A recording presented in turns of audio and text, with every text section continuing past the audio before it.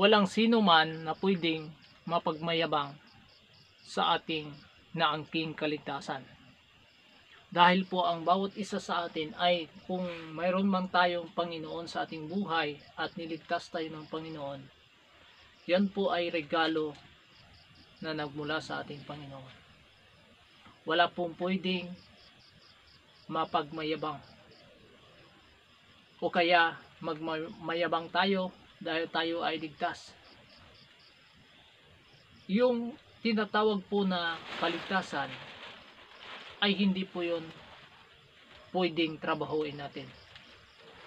Kasi po ang kaligtasan ay pinagkaloob ng ating Panginoon. Sabi dito sa Ephesians chapter 2 verse 8 to 9, sabi niya sa verse 8, "For by grace we are saved through faith." So, dahil po sa biyaya ng Panginoon sa ating buhay, ay magkaroon tayo ng kaligtasan. Yung trabaho natin doon ay yung paniniwala natin. Kailangan tayong maniniwala na si Jesus lamang ang makapagligtas sa atin. Yun ang trabaho natin. Mga kaibigan, wala nang ibang trabaho para ang tao ay maligtas.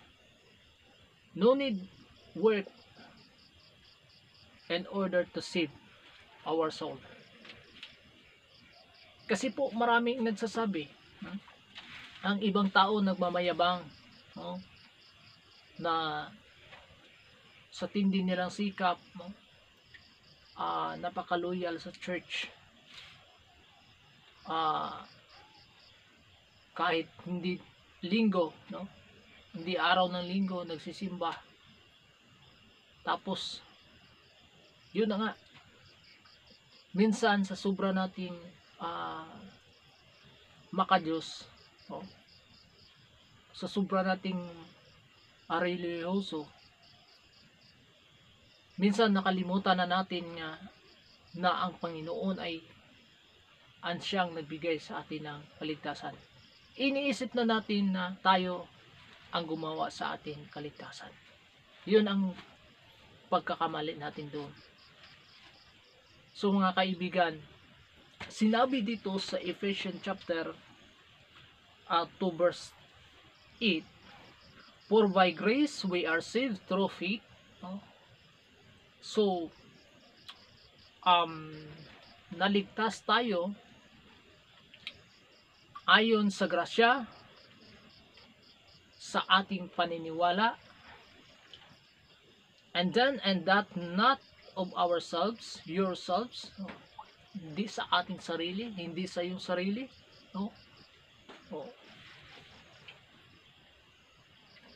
Ang kaligtasan ay hindi po gawa. Ang ibig sabihin nito, hindi po pwede gawin ng tao ang kaligtasan. Kasi kung kaya na natin gumawa ng kaligtasan sa sarili natin, bakit pa pinalansang ng God the Father ang kanyang nag-iisang anak na si Jesus Christ? Ay sana hindi na pinalansang sa cross Kalbaryo kung kaya natin gawin ang kaligtasan natin.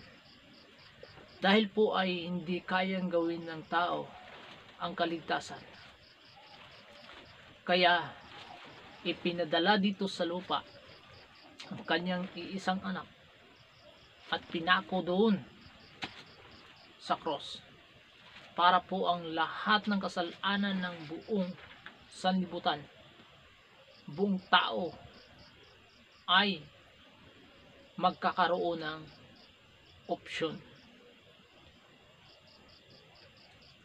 Kung bagat maniniwala tayo, na si Jesus Christ is the only one na pwedeng magligtas sa atin. Ang kailangan natin dito doon, mga kaibigan, sa part na yan ay ang maniniwala tayo. Sapagkat sinasabi dito na ang kaligtasan ay aginaldo, regalo lamang ng Panginoon sa atin.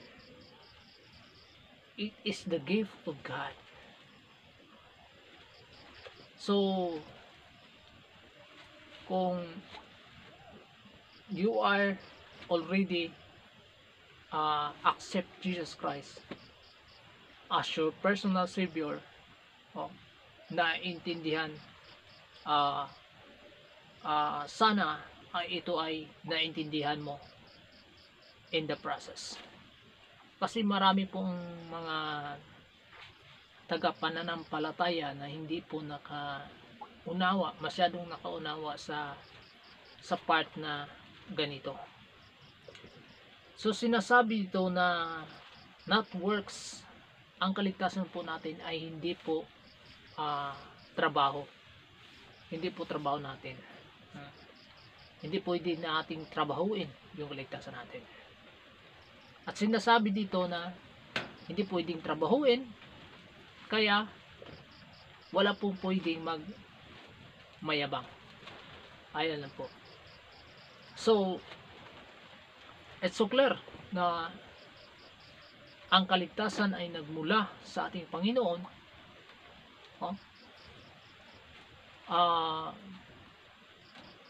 Through His Son, Jesus Christ. If we are trust and believe Jesus Christ is the only one can save us, maligtas po tayo, mga kaibigan. So, yan po ay sana ay higit natin maunawaan yung Biblia. So, unawain natin ng maigi. Mga kaibigan, hindi po ito ordinaryo. It is the Word of God. Maniwala ka. Pag sa buhay natin wala tayong Panginoon, sigurado tayo. Kaibigan, pamilya, mga tao na lapit sa iyo, lalo na sa mga kaibigan. Sa kaibigan minsan lang yung loyal